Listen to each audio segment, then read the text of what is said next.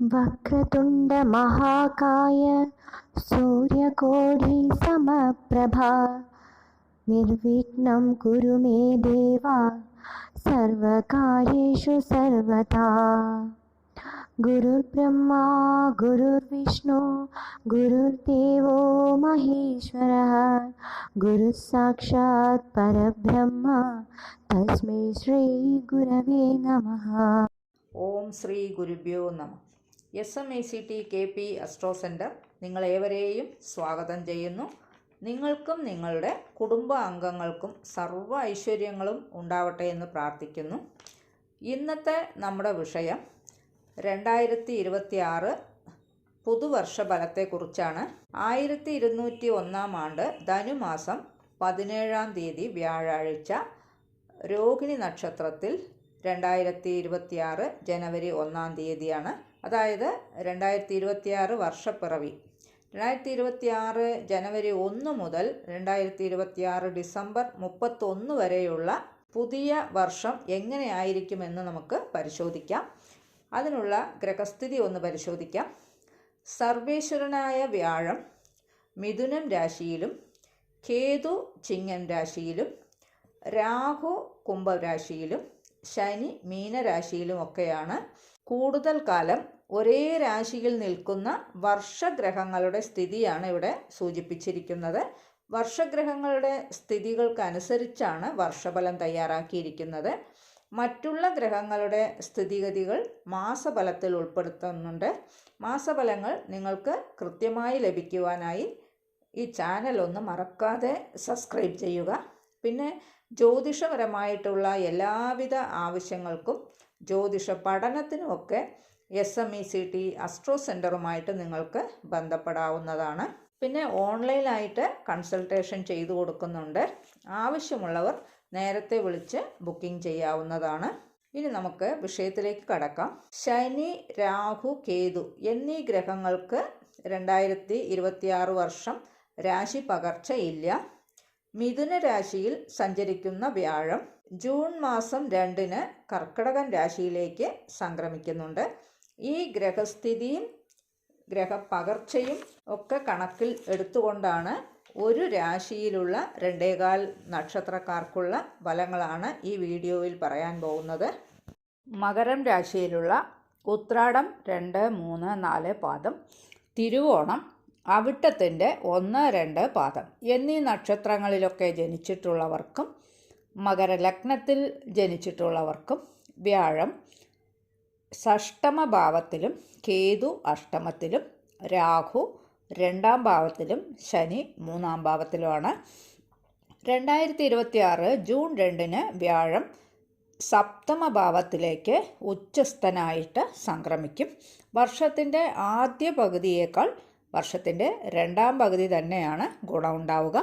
കർമ്മപരമായിട്ടുള്ള ഉയർച്ചകളും നേട്ടങ്ങളും ഒക്കെ ഉണ്ടാകും. വിവിധ തരത്തിലുള്ള മേഖലകളിൽ നിന്നൊക്കെ ധനവരവ് ഉണ്ടാകും.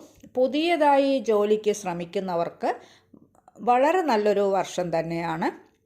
പ്രത്യേകിച്ച് ബാങ്ക് ജോലി, ചിട്ടി കമ്പനികൾ എന്നിങ്ങനെയുള്ള ധനം കൈകാര്യം ചെയ്യുന്ന തൊഴിൽ ലഭിക്കാൻ കൂടുതൽ സാധ്യതയൊക്കെ ഉണ്ട്. എല്ലാ തരത്തിലും കർമ്മമേഖല പുഷ്ടിപ്പെടുന്നൊരു വർഷമാണ്. ബിസിനസ് രംഗത്തൊക്കെ പ്രവർത്തിക്കുന്നവർക്ക് ഈ വർഷം വളരെയേറെ ഗുണാനുഭവങ്ങളൊക്കെ ഉണ്ടാകും. വലിയ നിക്ഷേപങ്ങളും ഉണ്ടാകും. പുതിയ പുതിയ സംരംഭങ്ങളൊക്കെ തുടങ്ങി ബിസിനസ്സൊക്കെ വിപുലപ്പെടുത്തിയെടുക്കാൻ ശ്രമിക്കും. പാർട്ട്ണർഷിപ്പിൽ ബിസിനസ്സൊക്കെ ചെയ്യുന്നവർക്ക് പാർട്ട്ണറുമായി സഹകരിച്ച് മുന്നോട്ട് പോകാൻ കഴിയും. പുതിയ വ്യവസായങ്ങളൊക്കെ ആരംഭിച്ച് നേട്ടങ്ങളൊക്കെ ഉണ്ടാക്കും. പുതിയ സുഹൃത്ത് ബന്ധങ്ങളും വന്നു ചേരും. വീട് കെട്ടാൻ ആഗ്രഹിക്കുന്നവർക്ക്, വീടൊക്കെ കെട്ടിക്കൊണ്ടിരിക്കുന്നവർക്കും നല്ല നിലയിൽ മുന്നോട്ട് കൊണ്ടുപോകാനാകും. ക്രയവിക്രയങ്ങൾക്ക് സമയം വളരെ അനുകൂലം തന്നെയാണ്. ഉദ്യോഗാർത്ഥികൾക്ക് ഉദ്യോഗത്തിൽ സ്ഥാനക്കയറ്റവും ശമ്പള വർധനവും പേരും പ്രശസ്തിയും അംഗീകാരവും ഒക്കെ കിട്ടും. എങ്കിലും അധ്വാന കൂടുതലും ഉണ്ടാകും. അതേപോലെ മേലധികാരികളുടെ കടുംപിടുത്തം അനുഭവിക്കേണ്ടതായിട്ടുമൊക്കെ വരും. സർക്കാർ നിമിത്തം ചില പ്രശ്നങ്ങളെയും നേരിടേണ്ടതായിട്ടൊക്കെ വരും. കുടുംബത്തിൽ ചില അസ്വാരസ്യങ്ങൾ ഉണ്ടാകാനുള്ള ഇടയുള്ളത് കൊണ്ട് വാക്കുകൾ ഉപയോഗിക്കുന്നത് സൂക്ഷിച്ച് ഉപയോഗിക്കുക. കഴിയുന്നതും മറ്റുള്ളവരുടെ കാര്യങ്ങളിൽ ഇടപെടാതിരിക്കുന്നത് എന്തുകൊണ്ടും ഗുണം ചെയ്യും. ധനപരമായിട്ടുള്ള യാതൊരു ബുദ്ധിമുട്ടുകളും ഉണ്ടാവുകയില്ല. വാഹനമൊക്കെ മാറ്റി വാങ്ങിക്കാൻ ആഗ്രഹിക്കുന്നവർക്ക് വാഹനം മാറ്റി വാങ്ങിക്കാൻ കഴിയും. വാഹനം കൈകാര്യം ചെയ്യുന്നവർ ശ്രദ്ധിക്കേണ്ട ഒരു വർഷം കൂടിയാണ്. വിവാഹാലോചനകളൊക്കെ നടന്നുകൊണ്ടിരിക്കുന്നവർക്ക് അനുയോജ്യമായ ബന്ധമൊക്കെ വന്നു ചേരും. മംഗളകർമ്മങ്ങളിൽ പങ്കെടുക്കുവാനും മംഗളകർമ്മങ്ങൾ നടത്തിവെക്കാനും ഒക്കെ ഉള്ള യോഗമൊക്കെ ഉണ്ട്. പൊതുപ്രവർത്തകർക്കും കക്ഷി രാഷ്ട്രീയങ്ങളിലൊക്കെ പ്രവർത്തിക്കുന്നവർക്കും പുതിയ സ്ഥാനമാനങ്ങളും പദവികളുമൊക്കെ ലഭിക്കുകയും പൊതുജനങ്ങളുടെ അംഗീകാരവും നേടിയെടുക്കാനൊക്കെ കഴിയും. ദൂരദേശ യാത്രകളൊക്കെ വേണ്ടതായിട്ട് വരും. യാത്രകൾ ഗുണപ്രദമാവുകയും ചെയ്യും. കൂട്ടുകുടുംബത്തിലൊക്കെ താമസിക്കുന്നവർ സ്വന്തമായി വീട് വെച്ച് മാറി താമസിക്കും. കുടുംബാംഗങ്ങൾക്കിടയിൽ ശത്രുതയ്ക്കിടയുണ്ട്, ശ്രദ്ധിക്കുക.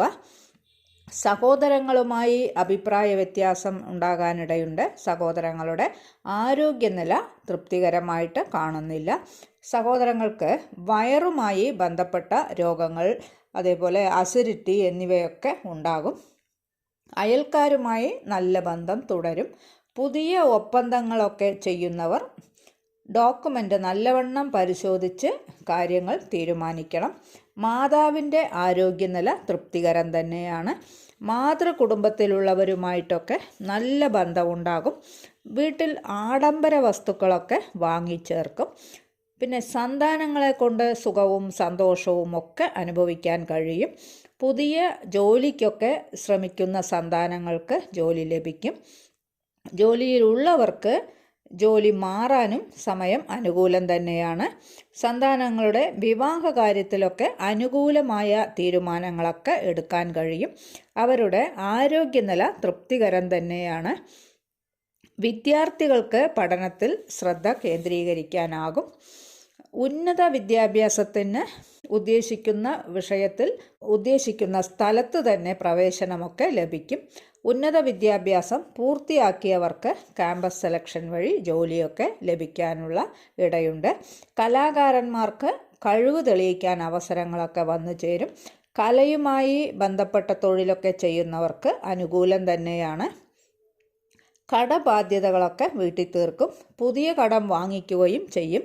വരവിനനുസരിച്ച് തന്നെ ചിലവുകളുമുള്ള ഒരു വർഷം ആയതുകൊണ്ട് ചിലവുകളിൽ നിയന്ത്രണം ആവശ്യമാണ്. ദമ്പതികൾ തമ്മിൽ ഐക്യതക്കുറവ് ഉണ്ടാകാനുള്ള ഇടയുണ്ട്. ക്ഷമാശീലം ഗുണം ചെയ്യും.